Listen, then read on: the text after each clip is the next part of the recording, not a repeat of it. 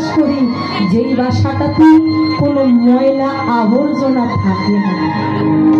অর্থাৎ যে ভক্ত চেতন গুরুর চরণে আশ্রিত হয়েছে, গুরুর চরণে আশ্রিত হয়ে যে বাসাটাকে সুন্দর করে রেখেছে, লোভ লালসা হিংসা কলহ বিধান দূরভূত করে যে কেবলই হরি নামে কৃষ্ণ নামে নয়নজলে ভেসে যায়, আমি সেই বাসাটাতেই বাস করে থাকি। এই শ্রীবাসের আঙ্গনায় গিয়ে প্রতিদিন হরি নাম করতো আমার গৌর হরি। আজও করছি। শ্রীবাস কি এমন ভক্ত, কেন ভগবান গৌর হরি আমাদের প্রতিদিন ভক্তদেরকে সঙ্গে নিয়ে সেই শ্রীবাস আঙ্গনায় হরিনাম করত? কেন? তার ভক্তিটা কোথায় ছিল, কেমন ছিল? বাবা, এই শ্রীবাস আঙ্গনায় আজও আমার গৌর হরি ভক্তদেরকে নিয়ে হরিনাম করছে। কিন্তু এদিকে আঙ্গনায় গৌর হরি ভক্তদেরকে নিয়ে হরিনাম করছে মা, আর ঘরের ভিতরে শ্রীবাসের স্ত্রী মালিনী, তার ছোট্ট একটা সন্তান ছিল, মা, ছেলের সন্তান। শ্রীবাসের একটা ছোট্ট সন্তান ছিল যার বয়স 5 বছর। এই শ্রীবাসের ছেলেকে নিয়ে তার স্ত্রী মালিনী ঘরের ভিতরে খেলা করছে, আর শ্রীবাস আর গৌর হরি ভক্তগণ সকলে আঙ্গনার মধ্যে হরিনাম করছে। এমন তো অবস্থায় হঠাৎ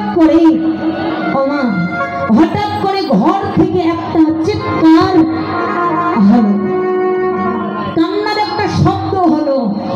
আর যেই না কান্নার শব্দ শুনতে পেল শ্রীবাস, সঙ্গে সঙ্গে ঘরের ভিতরে গিয়ে দেখছে, কি মালিনী, তুমি কাঁদছো কেন?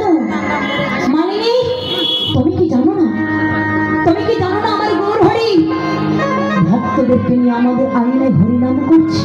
চুপ করো, কেন না, কারণ এই কান্না যদি তোমার আমার গৌর হরির কর্ণে যদি একবারে পৌঁছায়, জানো মালিনী, আমাদের কত বড় ক্ষতি হয়ে যাবে।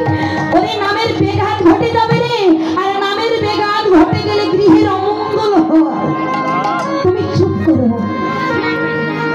মালিনী বলছে, স্বামী, অমঙ্গলের কথা বলছো? স্বামী, তুমি জানো না অমঙ্গলের কথা কে বলছো? অমঙ্গল তো তোমার ঘটে গেছে। অমঙ্গল কি হয়েছে? মালিনী, খুলে বলো। জানো স্বামী, তোমার আমার একমাত্র পুত্র, এই তো কিছুক্ষণ আগে পুত্রকে নিয়ে আমি ঘরের ভিতরে খেলা করেছিলাম, আর খেলতে খেলতে হঠাৎ করে তোমার একমাত্র সন্তান, আমার একমাত্র বুকের মালিক, হঠাৎ করে আমার কোলে এসে শেষ নিঃশ্বাস ত্যাগ করেছে।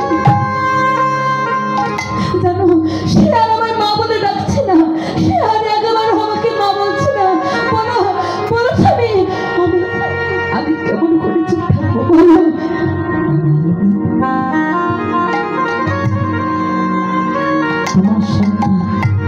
আমার সন্তান এই মাত্র দেহ ত্যাগ করেছি। মালিনী, এতে তুমি কাঁদছো? কেঁদো না মালিনী, ওরে যে দিয়েছে সেই তো নিয়ে গেছে, কাঁদছো কেন? কেঁদো না।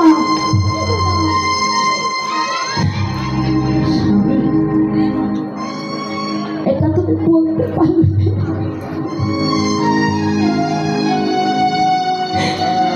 এটা তুমি কি করে বলতে পারবে?